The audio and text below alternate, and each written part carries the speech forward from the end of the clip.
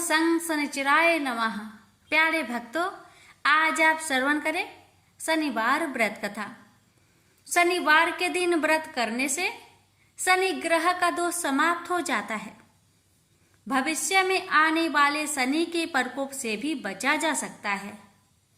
शनि की साधे साथी और धैया से छुटकारा मिलता है और बिगड़ा काम पूरा होता है। इससे नौकरी और व्यापार में सफलता तो मिलती ही है, साथ ही साथ सुख समृद्धि, मान सम्मान और धन यश की भी प्राप्ति होती है। शनिवार के दिन व्रत रखने से घर में सुख और शांति रहती है। इसके अलावा रोग से भी छुटकारा मिलता है। तथा एक समय स्वर्गलोक में सबसे बड़ा कौन के प्रश्न पर 9 ग्रहों में वाद विवाद हो गया। विवाद इतना बढ़ा कि परस्पर भयंकर युद्ध की स्थिति बन गई। निर्णय के लिए सभी देवता देवराज इंद्र के पास पहुंचे और बोले, हे देवराज, आपको निर्णय करना होगा कि हम में से सबसे बड़ा कौन है। देवताओं का प्रश्न सुनकर देवराज इंद्र उलझन में पड़ गए। इंद्र बोले, मैं इस प्रश्न का उत्तर देने में असमर्थ हूं। हम सभी पृथ्वी लोक में उज्जैनी नगरी में राजा विक्रमादित्य के पास चलते हैं। देवराज इंद्र सहित सभी ग्रह देवता उज्जैनी नगरी पहुंचे। महल में पहुंचकर जब देवताओं ने उनसे अपना प्रश्न पूछा तो राजा विक्रमादित्य भी कुछ देर के लिए परेशान हो उठे, क्योंकि सभी देवता अपनी अपनी शक्तियों के कारण महान थे। किसी को भी छोटा या बड़ा कह देने से उनके क्रोध के प्रकोप से भयंकर हानि पहुंच सकती थी। अचानक राजा विक्रमादित्य को एक उपाय सूझा और उन्होंने विभिन्न धातुओं, स्वर्ण, रजत, चांदी, कांसा, ताम्र यानी तांबा, सीसा, रांगा, जस्ता, अभ्रक व लोहे के 9 आसन बनवाए। धातुओं के गुणों के अनुसार सभी आसनों को एक दूसरे के पीछे रखवाकर उन्होंने देवताओं को अपने अपने सिंहासन पर बैठने के लिए कहा। देवताओं के बैठने के बाद राजा विक्रमादित्य ने कहा, आपका निर्णय तो स्वयं हो गया। जो सबसे पहले सिंहासन पर विराजमान है वही सबसे बड़ा है। राजा विक्रमादित्य के निर्णय को सुनकर शनि देवता ने सबसे पीछे आसन पर बैठने के कारण अपने को छोटा जानकर क्रोधित होकर कहा, राजा विक्रमादित्य, तुमने मुझे सबसे पीछे बैठाकर मेरा अपमान किया है। तुम मेरी शक्तियों से परिचित नहीं हो। मैं तुम्हारा सर्वनाश कर दूंगा। शनि ने कहा, सूर्य एक राशि पर 1 महीने, चंद्रमा 2.25 दिन, मंगल 1.5 महीने, बुध और शुक्र 1 महीने, बृहस्पति 13 महीने रहते हैं, लेकिन मैं किसी राशि पर 7.5 वर्ष 7.5 तक रहता हूं। बड़े बड़े देवताओं को मैंने अपने प्रकोप से पीड़ित किया है। राम को 7.5 के कारण ही वन में जाकर रहना पड़ा और रावण को 7.5 के कारण ही युद्ध में मृत्यु का शिकार बनना पड़ा। राजा, तू भी मेरे प्रकोप से नहीं बच सकेगा। इसके बाद अन्य ग्रहों के देवता तो प्रसन्नता के साथ चले गए, परंतु शनिदेव बड़े क्रोध के साथ वहां से विदा हुए। राजा विक्रमादित्य पहले की तरह ही न्याय करते रहे। अन्य राज्यों में सभी स्त्री पुरुष बहुत आनंद से जीवन यापन कर रहे थे।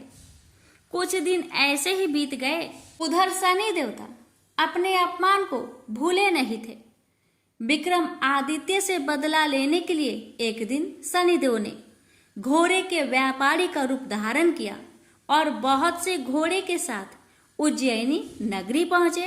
राजा विक्रमादित्य ने राज्य में किसी घोड़े के व्यापारी की आने के समाचार सुना तो अपने अश्वपाल को कुछ घोड़े खरीदने के लिए भेजा। घोड़े बहुत कीमती थे।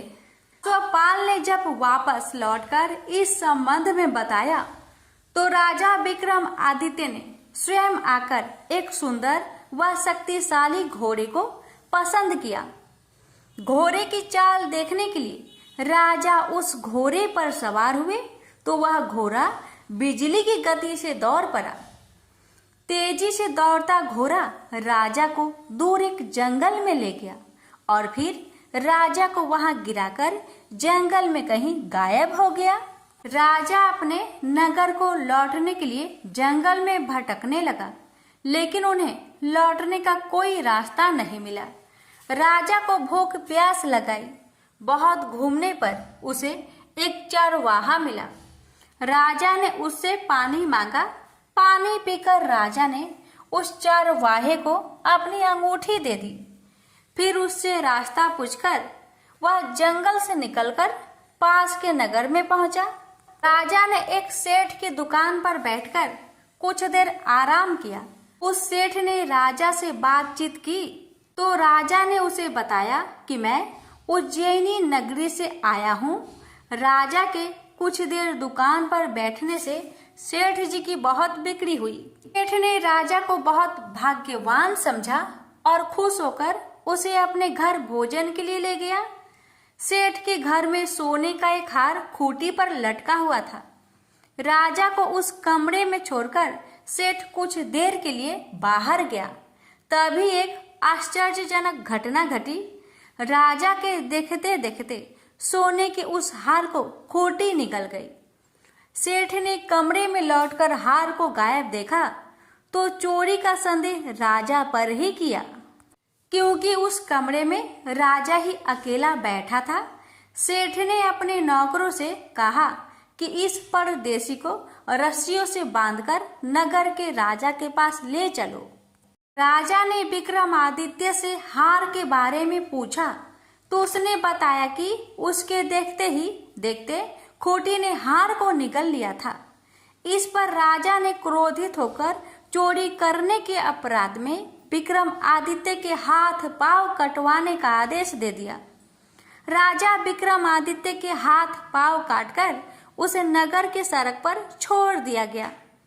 कुछ दिन बाद एक तेली उसे उठाकर अपने घर ले गया और उसे अपने कोल्हू पर बैठा दिया। राजा आवाज देकर बैलों को हाँकता रहता।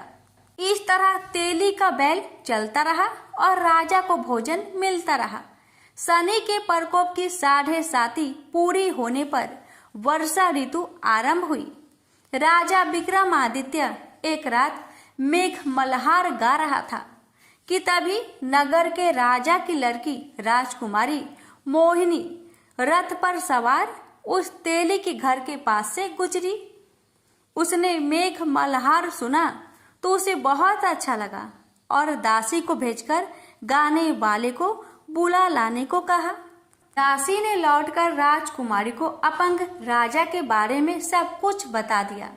राजकुमारी उसके मेघ मल्हार से बहुत मोहित हुई, अतः उसने सब कुछ जानकर भी अपंग राजा से विवाह करने का निश्चय कर लिया। राजकुमारी ने अपने माता पिता से जब यह बात कही तो वे हैरान रह गए। रानी ने मोहिनी को समझाया, बेटी तेरे भाग्य में तो किसी राजा की रानी होना लिखा है, फिर तू उस अपंग से विवाह करके अपने पांव पर कुल्हाड़ी क्यों मार रही है। राजकुमारी ने अपनी जिद नहीं छोड़ी। अपनी जिद पूरी करने के लिए उसने भोजन करना छोड़ दिया और प्राण त्याग देने का निश्चय कर लिया। आखिर राजा रानी को विवश होकर अपंग विक्रमादित्य से राजकुमारी का विवाह करना पड़ा। विवाह के बाद राजा विक्रमादित्य और राजकुमारी तेली के घर में रहने लगे। उस रात स्वप्न में शनिदेव ने राजा से कहा, राजा तुमने मेरा प्रकोप देख लिया। मैंने तुम्हें अपने अपमान का दंड दिया है। राजा ने शनिदेव से क्षमा करने को कहा और प्रार्थना की, हे शनिदेव, आपने जितना दुख मुझे दिया है अन्य किसी को न देना।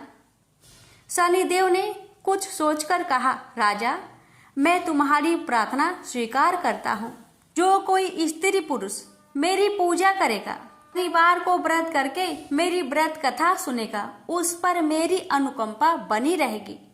प्रातः काल राजा विक्रमादित्य की नींद खुली तो अपने हाथ पांव देखकर राजा को बहुत खुशी हुई। उसने मन ही मन शनिदेव को प्रणाम किया। राजकुमारी भी राजा के हाथ पांव सही सलामत देखकर आश्चर्य में डूब गई। राजा विक्रमादित्य ने अपना परिचय देते हुए शनिदेव के प्रकोप की सारी कहानी सुनाई। सेठ को जब इस बात का पता चला तो दौड़ता हुआ तेली के घर पहुंचा और राजा के चरणों में गिरकर क्षमा मांगने लगा। राजा ने उसे क्षमा कर दिया क्योंकि यह सब तो शनिदेव के प्रकोप के कारण हुआ था। सेठ राजा को अपने घर ले गया और उसे भोजन कराया। भोजन कराते समय वहां एक आश्चर्यजनक घटना घटी। सबके देखते देखते उस खूंटी ने हार उगल दिया। सेठ जी ने अपनी बेटी का विवाह भी राजा के साथ कर दिया और बहुत से स्वर्ण आभूषण धन आदि देकर राजा को विदा किया। राजा विक्रमादित्य राजकुमारी मोहिनी और सेठ की बेटी के साथ उज्जैनी पहुंचे तो नगर वासियों ने हर्ष से उनका स्वागत किया। अगले दिन राजा विक्रमादित्य ने पूरे राज्य में घोषणा कराई कि शनिदेव सब देवों में सर्वश्रेष्ठ है। प्रत्येक स्त्री पुरुष शनिवार को उनका व्रत करे और व्रत कथा अवश्य सुने। राजा विक्रमादित्य की घोषणा से शनिदेव बहुत प्रसन्न हुए। शनिवार का व्रत करने और व्रत कथा सुनने के कारण सभी लोगों की मनोकामनाएं शनिदेव की अनुकंपा से पूरी होने लगी। सभी लोग आनंद पूर्वक रहने लगे। प्रेम से बोलिए शनि महाराज की जय हो। एक ब्राह्मण को सपने में नीली घोड़ी पर नीली कपड़े पहने एक आदमी दिखाई देता था और कहता है, हे ब्राह्मण देवता, मैं तेरे लगूंगा। ब्राह्मण घबरा कर उठ गया। अगले दिन यही सपना उसे फिर आता है। यह सपना उसे रोज आने लगा। वह परेशान हो गया और चिंता के मारे दुबला होने लगा। उसकी पत्नी ने कारण पूछा तो उसने सपने के बारे में बताया। ब्राह्मणी बोली, वे अवश्य ही शनि महाराज होंगे। अब की बार दिखे तो कहना लग जाओ, पर सवा पहर से ज्यादा मत लगना। उस दिन सपने आने पर ब्राह्मण ने कहा, लग जाओ, पर कितने समय के लिए लगोगे? शनि जी बोले, 7.5 वर्ष का लगूंगा। ब्राह्मण ने कहा, क्षमा करे शनि जी, इतना भारी तो मुझसे झेला नहीं जाएगा। तब शनि जी बोले, तो 5 वर्ष का लग जाऊंगा। ब्राह्मण बोला, यह भी मेरे लिए ज्यादा है। शनि जी बोले, 2.5 साल का लग जाऊं। ब्राह्मण ने मना किया तो शनि जी कहने लगे, सवा पहर का तो लगूंगा ही, इतना तो कोढ़ी कलंगी भिखारी के भी लग जाता हूँ। तब ब्राह्मण ने कहा, ठीक है। ब्राह्मण को सवा पहर की शनि की दशा लग गई। ब्राह्मण ने नींद से जागकर ब्राह्मण से कहा, मेरे सवा पहर शनि की दशा लग गई है, इसलिए मैं जंगल में जाकर यह समय बिताऊंगा। मेरे लिए खाने पीने का सामान बांध दे। मेरे पीछे से किसी से लड़ाई झगड़ा ना हो, इसका ध्यान रखना। ज्यादातर घर में ही रहना। बच्चों का भी ध्यान रखना। इस सवा पहर के समय में कोई गाली भी दे तो चुपचाप सुन लेना, बहस मत करना। यह सब समझाकर ब्राह्मण जंगल में चला गया। जंगल में ब्राह्मण एक पीपल के पेड़ के नीचे बैठ गया और हनुमान जी का पाठ करने लगा। 1 पहर बीत गया। ब्राह्मण ने सोचा बाकी बचा समय रास्ते में बीत जाएगा, इसलिए वहां से चल दिया। रास्ते में एक बारी में मतीरे लगे देखे। माली से एक मतीरा खरीदा, पोटली में बांधा और आगे बढ़ा। आगे एक आदमी मिला जो असल में शनिदेव थे। ब्राह्मण से पूछा, पोटली में क्या है? उसने कहा, मतीरा है। शनिदेव बोले दिखाओ। ब्राह्मण ने पोटली खोली, उसमें राजकुमार का कटा हुआ खून से लथपथ सिर दिखा। शनिदेव ब्राह्मण को राजा के पास ले गए और कहा कि इस ब्राह्मण ने राजकुमार की हत्या कर दी है। इसके पास पोटली में राजकुमार का सिर है। राजा ने कहा, मैं यह नहीं देख सकता, इस ब्राह्मण को सूली पर चढ़ा दो। राजा के यहाँ हाहाकार मच गया। ब्राह्मण को सूली पर चढ़ाने से पहले पूछा गया कि उसकी कोई आखिरी इच्छा हो तो बताए। ब्राह्मण ने सोचा किसी तरह 1.25 पहर पूरा करना होगा। उसने कहा, वहाँ रोज बालाजी की कथा सुनता है, मरने से पहले अंतिम बार बालाजी की कथा सुनना चाहता हूँ। ब्राह्मण को कथा सुनाने का प्रबंध किया गया। कथा कहते कहते 1.25 पहर पूरा हो गया। शनि की दशा टलते ही राजकुमार शिकार खेलकर लौटता हुआ दिखाई दिया। राजकुमार को आता देख राजा बहुत खुश हुआ, लेकिन उसे निर्दोष ब्राह्मण की हत्या का दोष लगने का डर सताने लगा। उसने तुरंत घोड़सवार सैनिकों को ब्राह्मण को आदर सहित ले आने के लिए भेजा। ब्राह्मण राज दरबार में आया तो राजा ने क्षमा मांगी और पोटली दिखाने के लिए कहा। पोटली खोली तो उसमें मतीरा था। राजा ने इन सब के बारे में पूछा तो ब्राह्मण ने बताया, मुझे 1.25 पहर की शनिचर की दशा लगी थी, इस कारण यह सब तमाशा हुआ। राजा ने पूछा, यह दशा कैसे टलती है? ब्राह्मण बोला, राजा, यह सेठ के लगे तो काला हाथी या काला घोड़ा दान करे, गरीब के लगे तो पीपल की पूजा करे तब बोले, साचा शनिचर कहिए, जाके पाओ सदा ही पढ़िए। शनि की कहानी सुने, तिल का तेल और काला उड़द दान करे, काले कुत्ते को तेल से चुपर कर रोटी खिलाए तो शनिचर की दशा उतर जाती है। राजा ने उसे मदिरा वापस दे दिया। घर आकर ब्राह्मण ने मदिरा काटा तो उसमें बीज की जगह हीरे मोती निकले। ब्राह्मण ने पूछा, यह कहाँ से लाए? आप तो कह रहे थे कि शनि की दशा लगी है। ब्राह्मण ने कहा, जब दशा लगी थी तो यही मदिरा राजकुमार का सिर बन गया था। उतरती दशा के शनि जी निहाल कर गए। हे शनि देवता, जैसे ब्राह्मण के शनि की दशा लगी वैसे किसी को ना लगे। प्रेम से बोलिए शनि देव की जय।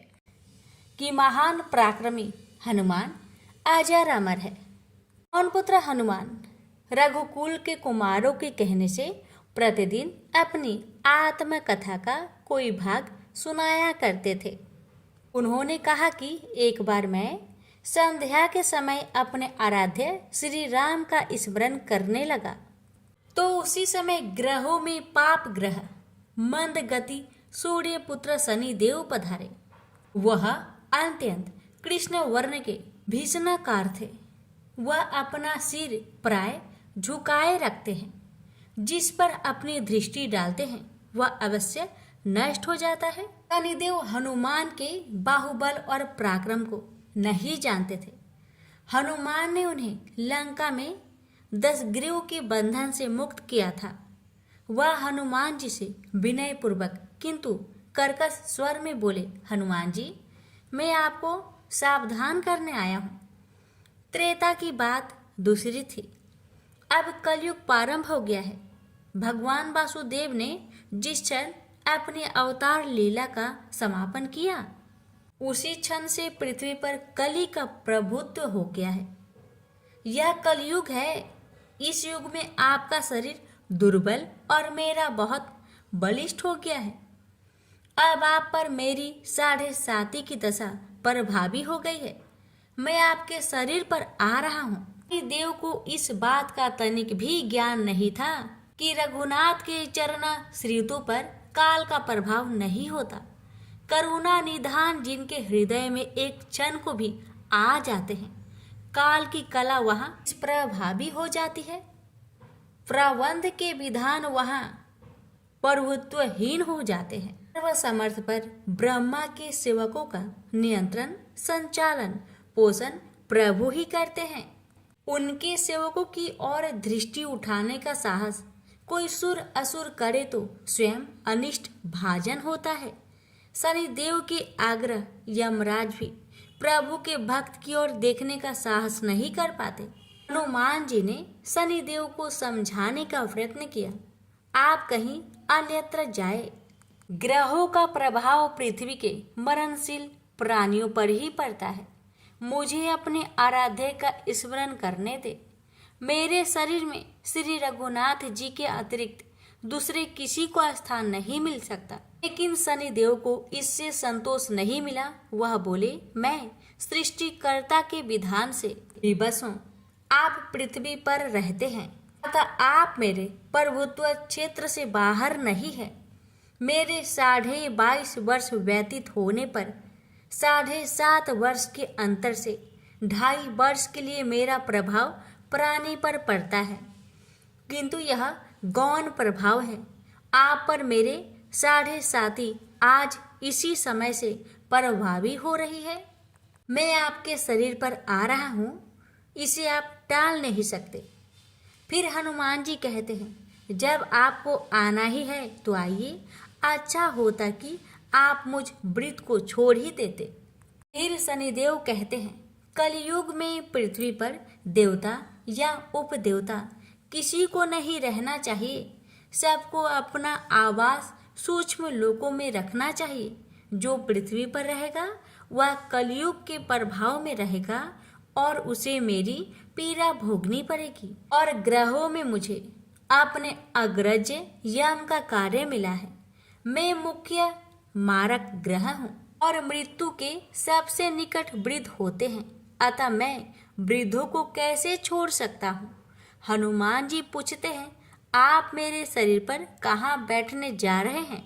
शनिदेव गर्व से कहते हैं, हे प्राणी के सिर पर मैं 2.5 वर्ष प्राणी के सिर पर रहकर की बुद्धि विचलित बनाए रखता हूँ। मध्य के 2.5 वर्ष उसके उदर में स्थित रहकर उसके शरीर को अस्वस्थ बनाता हूँ। वह अंतिम 2.5 वर्ष पैरों में रहकर उसे भटकाता हूँ। फिर शनिदेव हनुमान जी के मस्तक पर आ बैठे तो हनुमान जी के सिर पर खाज हुई। इसे मिटाने के लिए हनुमान जी ने बड़ा पर्वत उठाकर सिर पर रख लिया। शनिदेव चिल्लाते हैं, यह क्या कर रहे हैं आप। फिर हनुमान जी कहते हैं, जैसे आप सृष्टिकर्ता के विधान से विवश हैं, ऐसे मैं भी अपने स्वभाव से विवश हूँ। मेरे मस्तक पर खाज मिटाने की यही उपचार पद्धति है और आप अपना कार्य करें और मैं अपना कार्य। ऐसे कहते ही हनुमान जी ने दूसरा पर्वत उठाकर सिर पर रख लिया। इस पर शनिदेव कहते हैं, आप इन्हें उतारिए, मैं संधि करने को तैयार हूँ।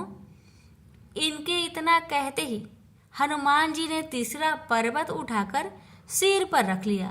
तो शनिदेव चिल्लाकर कहते हैं, मैं अब आपके समीप नहीं आऊँगा। फिर भी हनुमान जी नहीं माने और चौथा पर्वत उठाकर सिर पर रख लिए। शनिदेव फिर चिल्लाते हैं, पवन कुमार त्राहि माम रामदूत आंजनेयम नमः। मैं उसको भी पीड़ित नहीं करूँगा जो आपका स्मरण करेगा। मुझे उतर जाने का अवसर दे। हनुमान जी कहते हैं, बहुत शीघ्रता की, अभी तो 5वां पर्वत रखना बाकी है। और इतने में ही शनि मेरे पैरों में गिर गए और कहा, मैं सदैव आपके दिए वचनों को स्मरण रखूंगा। आघात के उपचार के लिए शनिदेव तेल मांगने लगे। हनुमान जी तेल कहाँ देने वाले थे, वही शनिदेव आज भी तेल दान से संतुष्ट होते हैं। प्रेम से बोलिए, पवन पुत्र हनुमान की जय, शनि महाराज की जय। पार्वती जब भी अपने पति शिव के साथ दूसरे देवताओं के निवास स्थान पर जाती और वहां उनके सजे धजे सुंदर भवनों को देखती तो उन्हें बड़ी हीनता का बोध होता। वो यह महसूस करती कि हमसे छोटे छोटे देवताओं के पास भी बड़े बड़े भव्य भवन हैं, लेकिन हमारे पास कुछ भी नहीं। कहने को मैं आदिदेव शिव की पत्नी हूँ, लेकिन रहने के लिए मिली है कैलाश पर्वत की कंदराएं और पहनने के लिए वल्कल। किसी उचित आवास के अभाव में मैं अन्य सुख सुविधाओं का भी उपभोग नहीं कर सकती। एक दिन पार्वती ने अपने मन की यह व्यथा अपने पति शिव से कही। सुनकर शिव मुस्कुराए, फिर बोले, इसमें हीनता की कोई बात नहीं है देवी। प्रत्येक व्यक्ति की अपनी अपनी जीवन शैली होती है। हमारी जीवन शैली यही है। हम अपनी इस शैली को हीन क्यों समझे? अन्य देवगण प्राकृतिक से बहुत दूर है, जबकि हम प्राकृतिक की गोद में निवास करते हैं। यह तो हमारे लिए गौरव की बात है, हीनता की नहीं। शिव के तर्कों से पार्वती संतुष्ट नहीं हुई और बोली, मुझे आपकी ये बातें समझ में नहीं आती देव। मुझे तो अपना एक आवास चाहिए, बहुत ही भव्य और सुख सुविधा से पूर्ण। शिव ने अपनी सहज मुस्कान के साथ उत्तर दिया, इसमें क्या मुश्किल है देवी। मैं अभी विश्वकर्मा को बुलवा देता हूँ, उनसे जैसा चाहे वैसा आवास बनवा ले। विश्वकर्मा को बुलवाया गया। पार्वती ने आदेश दिया, हमारे लिए एक ऐसा भवन बनाओ जैसा विश्व में कहीं ना हो। विश्वकर्मा ने आदेश स्वीकार किया। निर्माण कार्य प्रारंभ हो गया। कुछ ही समय में पार्वती की इच्छा अनुसार भव्य भवन तैयार हो गया। अपने भवन को देखकर पार्वती अति प्रसन्न हुई। गृह प्रवेश की तैयारी होने लगी। पार्वती चाहती थी कि गृह प्रवेश के समय सभी प्रमुख देवता हमारे यहाँ उपस्थित रहे। शिव ने अपनी सहमति दे दी। सभी प्रमुख देवी देवताओं को आमंत्रण भेजा गया। गृह प्रवेश के समय वे सब कैलाश पर्वत पर आ गए। उन्होंने पार्वती के भव्य भवन की भूरी भूरी प्रशंसा की। इन विश्व नियंता ब्रह्मा खामोश रहे। जब सब देवी देवता जाने लगे तो पार्वती ने ब्रह्मा जी से पूछा, देव, क्या आपको यह आवास पसंद नहीं आया? ब्रह्मा जी ने आश्चर्य व्यक्त करते हुए पार्वती से ही प्रश्न किया, देवी, मैंने ऐसा कब कहा? आपके चेहरे की भाव भंगिमा कुछ ऐसा ही कह रही है प्रभु। पार्वती ने अपनी शंका स्पष्ट की। फिर ब्रह्मा जी को मौन देखकर पार्वती ने अपनी बात आगे बढ़ाई, देव, आप कुछ संकोच कर रहे हैं, स्पष्ट कहिए क्या बात है? ब्रह्मा जी ने तनिक रुककर उत्तर दिया, देवी, और तो सब ठीक है, लेकिन इस प्रसाद पर शनि की कुदृष्टि है। इतना कहकर वे वहां से चले गए। पार्वती ने ब्रह्मा जी की बात शिव को बतलाई तो वे भी कुछ चिंता में पड़ गए। पार्वती ने शिव से पूछा, प्रभु, शनि की दृष्टि से क्या हो सकता है? यह प्रसाद जल सकता है? शिव ने उत्तर दिया। यह सुनकर पार्वती भी चिंतित हो गई और बोली, प्रभु, इसके लिए कोई उपाय कीजिए। शिव ने निराशा व्यक्त की। शनि के दृष्टि को हटाना सरल नहीं है देवी। शिव का उत्तर सुनकर पार्वती आवेश में आ गई और बोली, सरल क्यों नहीं है? आप अभी शनि लोक जाइए और शनि से कहिए कि वह हमारे प्रसाद पर से अपनी कुदृष्टि हटा ले। यदि वह मान जाए तो आप तत्काल उसे वरदान दे दीजिएगा, और यदि ना माने तो आप अपना डमरू जोर से बजा दीजिएगा। मैं स्वयं अपने प्रसाद को आग लगा दूंगी। यदि प्रसाद को जलना ही है तो यह मेरे ही हाथों से जलेगा, शनि की कुदृष्टि से नहीं। इसके बाद मैं शनि को श्राप दूंगी। पार्वती की इच्छा अनुसार शिव शनि लोक गए। वहां शनि देव ने उनकी अभ्यर्थना की और आदर के साथ आसन पर बैठाया। आसन ग्रहण करने के बाद शिव ने अपने आने की प्रयोजन बताया। देवी पार्वती ने जो प्रसाद बनवाया है उस पर तुम्हारी कुदृष्टि है, अतः वे चाहती हैं कि तुम उधर से अपनी कुदृष्टि हटा लो। शनि देव ने करवध होकर निवेदन किया, आप निश्चिंत रहे देव, माता पार्वती के प्रसाद पर कुदृष्टि डालने का मैं दुस्साहस कर ही नहीं सकता। शनि से अवशासन पाकर शिव प्रसन्न हो गए और बोले, शनि, मैं तुमसे प्रसन्न हूँ, तुम जो चाहे वर मांग सकते हो। शनि ने विनम्र भाव से कहा, प्रभु आपका दिया हुआ सब कुछ मेरे पास है, क्या मांगू? हाँ, एक इच्छा अवश्य है, वह है आपका तांडव नृत्य देखने की। बहुत दिन हो गए उसे देखे हुए, आपका नृत्य देखला सके तो कृपा होगी। शनि का यह अनुरोध शिव को अच्छा लगा। उन्होंने तत्काल अपना डमरू उठा लिया और लगे नृत्य करने। भोले भंडारी ये भी भूल गए कि माता पार्वती ने डमरू की आवाज सुनकर अपने नव निर्मित प्रसाद को जला देने की बात कही थी। बस डमरू बजा बजा कर वे नृत्य करते रहे। उधर पार्वती ने जब कैलाश पर डमरू की ध्वनि सुनी तो उन्होंने सोचा कि शनि ने अपनी कुदृष्टि हटाना अस्वीकार कर दिया है, अतः वे बहुत दुखी हुई। उन्हें लगा कि यदि मैं तत्काल अपने नवनिर्मित आवास को आग लगा दूंगी तो वह शनि की कुदृष्टि से बच जाएगा। अतः उन्होंने स्वयं ही अपने प्रसाद में आग लगा दी। वह धू धू करके जल उठा। प्रसाद को जलता देख पार्वती का शनि पर क्रोध धीरे धीरे बढ़ने लगा और वे उसे श्राप देने के लिए तैयार हो गई। लेकिन उसी समय भगवान शिव वहां पहुंच गए। उन्होंने वहां प्रसाद को जलते देखा तो वे आश्चर्यचकित रह गए। उनकी समझ में ही नहीं आया कि यह कैसे हो गया। फिर अचानक उन्हें सब कुछ स्मरण हो आया। अपनी भूल का उन्हें एहसास हुआ। उन्होंने पार्वती जी को सब कुछ कह सुनाया। सच्चाई जानकर पार्वती को भी अपने जल्दबाजी पर दुख हुआ। अब शनि को श्राप देने का कोई अर्थ नहीं था। प्रत्यक्षतः उसका कहीं कोई अपराध नहीं था। फिर भी पार्वती और शिव को यह लग रहा था कि यह सब हुआ शनि की कुदृष्टि से ही।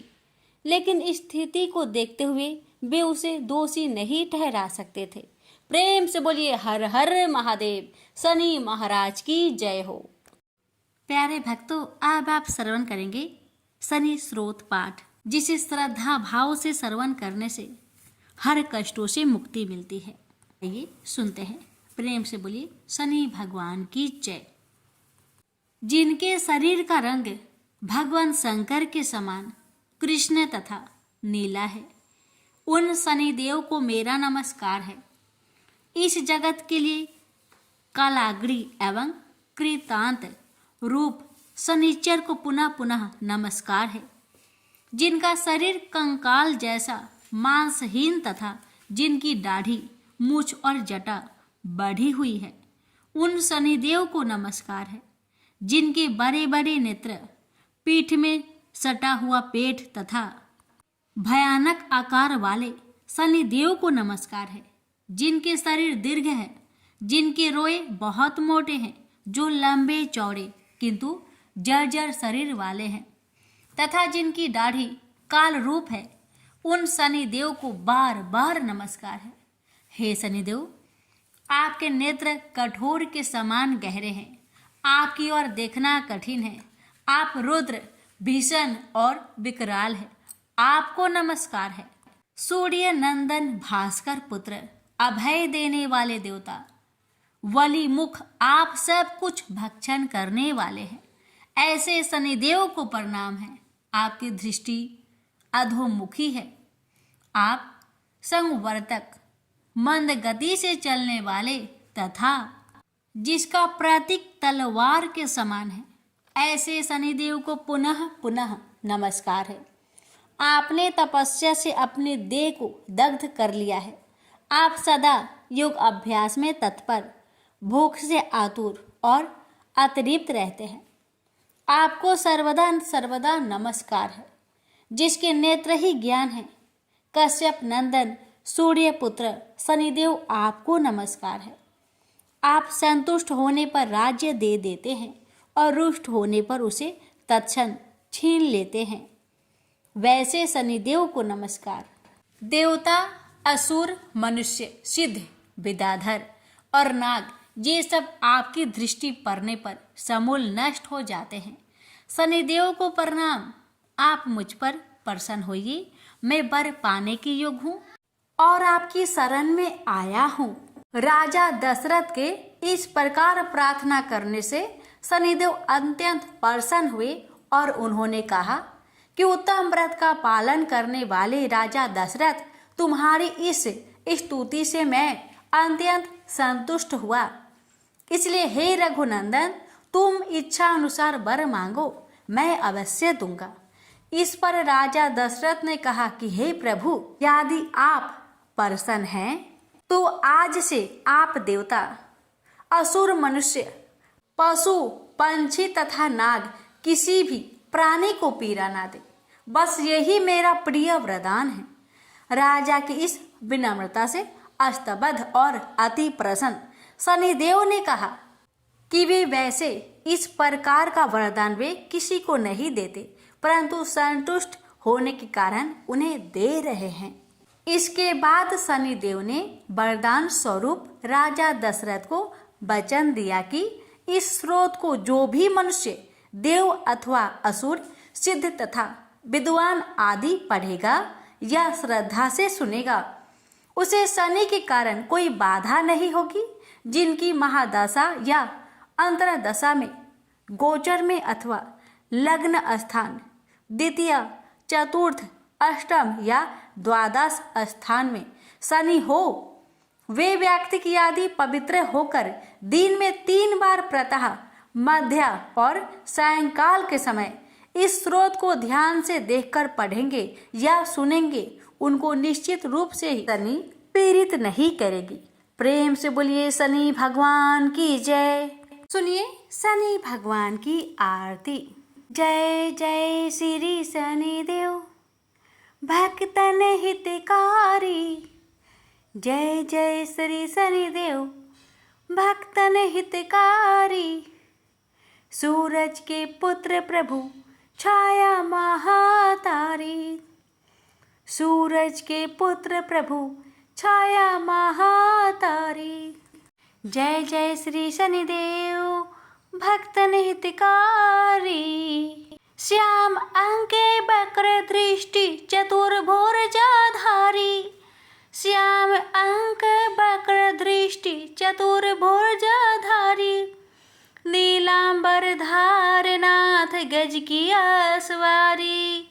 नीलांबर धारनाथ, गज की सवारी। जय जय श्री शनिदेव, भक्तन हितकारी। क्रीट मुकुट शीस रजित, दीपत है लिलाड़ी। क्रीट मुकुट शीस रजित, दीपत है लिलाड़ी। मुक्तन की माला गले, शोभित बलिहारी। मुक्तन की माला गले, शोभित बलिहारी। जय जय श्री शनिदेव, भक्तन हितकारी। सूरज के पुत्र प्रभु, छाया महातारी। मोदक मिष्ठान पान चढ़त है सुपारी। मोदक मिष्ठान पान चढ़त है सुपारी। लोहा तिल तेल उड़द, महिषी अति प्यारी। लोहा तिल तेल उड़द, महिषी अति प्यारी। जय जय श्री शनिदेव, भक्तन हितकारी। सूरज के पुत्र प्रभु, छाया महातारी। देव दनुज ऋषि मुनि, सुमिरन नर नारी। देव दनुज ऋषि मुनि, सुमिरन नर नारी। विश्वनाथ धरत ध्यान, शरण है तुम्हारी। विश्वनाथ धरत ध्यान, शरण है तुम्हारी। जय जय श्री शनिदेव, भक्तन हितकारी। सूरज के पुत्र प्रभु, छाया महातारी। जय जय श्री शनिदेव, भक्तन हितकारी। सूरज के पुत्र प्रभु, छाया महातारी। प्रेम से बोलिए शनि भगवान की जय। कथा में कोई भूल हुई हो तो हे शनि भगवान, कृपा कर क्षमा करे और अपनी भक्तों पर अपनी कृपा सदा सर्वदा बनाए रखे। जय श्री शनिदेव।